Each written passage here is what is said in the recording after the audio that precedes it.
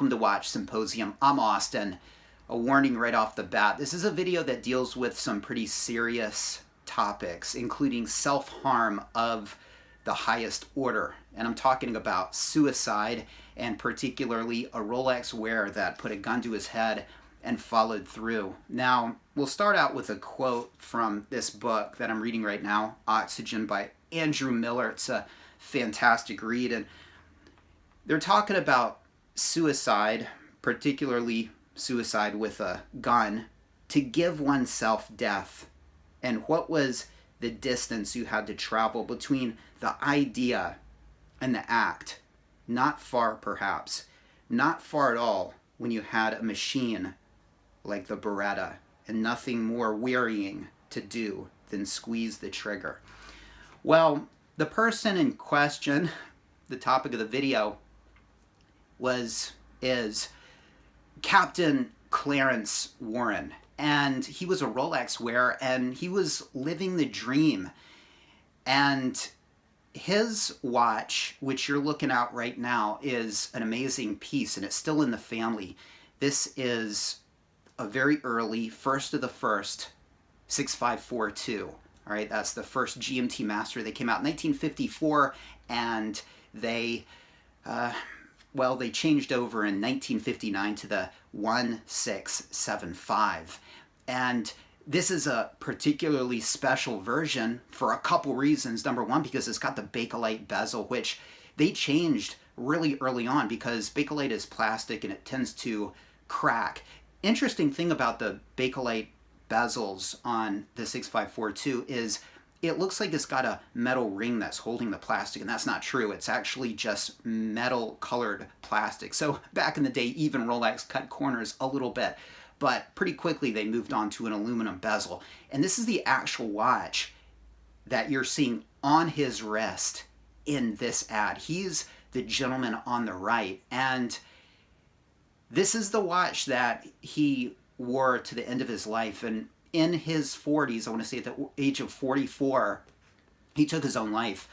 But he had it all.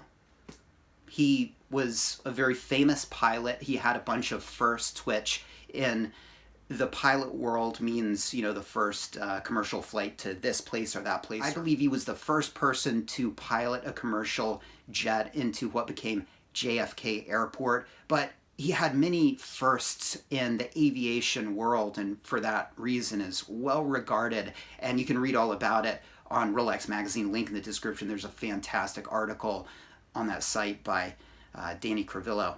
And he really had the life. He drove a Porsche, I don't know if he was rich, but he was certainly comfortable, had a beautiful wife, 4 kids, an incredible career.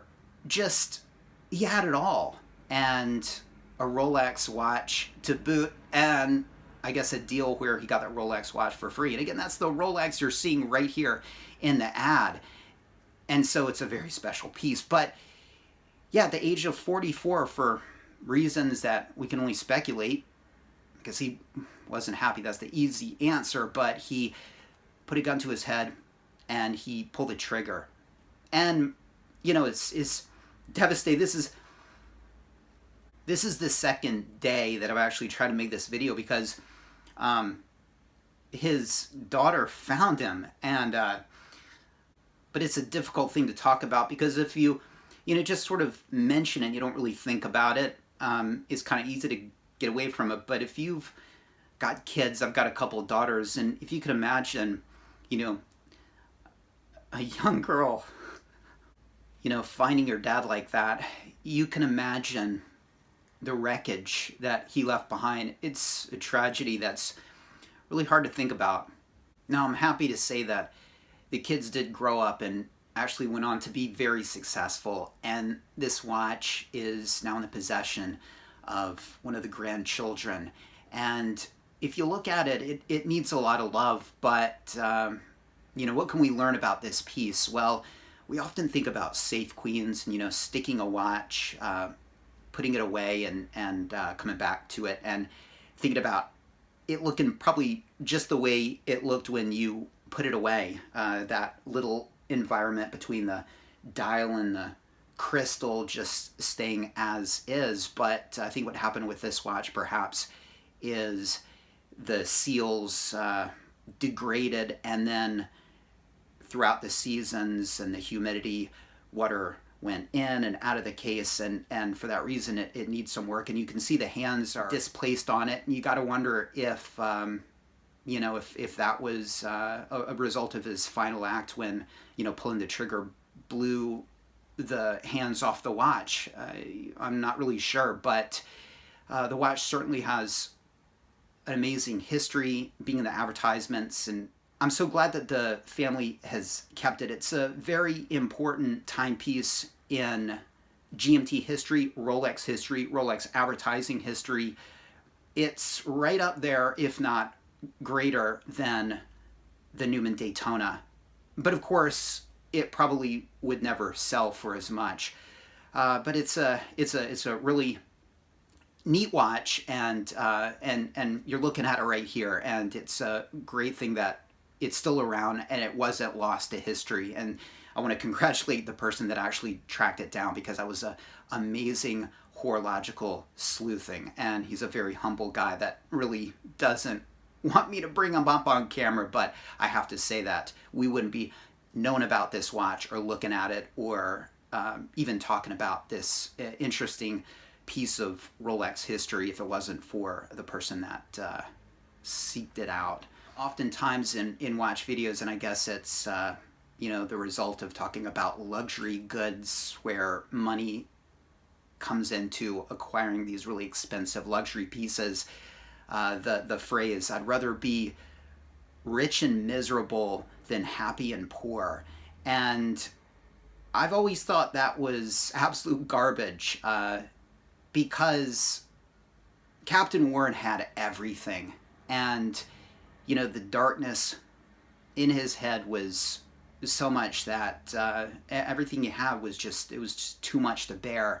And look, oftentimes money, it plays a role in terms of how happy you are. Obviously, if you can't pay for the things your children need, and money is the difference between them being happy and having what they need and not, then yeah, money is going to be so important. But all else being equal, money is really just a means to being happy. And I think, to pull back and look at the big picture, I think our most valuable resource, if you could call it a resource, is time. And it's why I love these watches, because they allow us to make the most of our time. This life that we are given is so important, and to be able to manage time is to manage it in a more constructive way to where we get the most out of it. But of course, as that time passes, you want to experience pleasant emotions and good feelings and good experiences, and the light, not the dark. And for that reason, happiness is so important, and so really money is just a means to happiness. I guess what I'm saying is that if there's a miserable guy with the best collection you can ever imagine, his life sucks compared to the guy with just one halfway decent watch that has inner peace and a good outlook on life, and a good frame of mind, and the brain chemicals that allow him to be happy. But what we can learn about this watch is that as much as a Rolex watch looks like a little piece of eternal machinery, they have to be taken care of, and the seals have to be checked and maintained, and you don't want the outside environment and moisture and humidity and air going in and out of the watch, and all things must pass, and even a Rolex watch, as lasting as it looks, will in the end become nothing. Go back to the oneness that is all of us. But by keeping up on your services, then at least we can stretch out the inevitable a little bit longer, and that's unfortunately what didn't take place with this watch. But hopefully the owners will get it in working order. It's a truly magnificent and important watch in Rolex history. Take care. Thanks for watching. See you next time.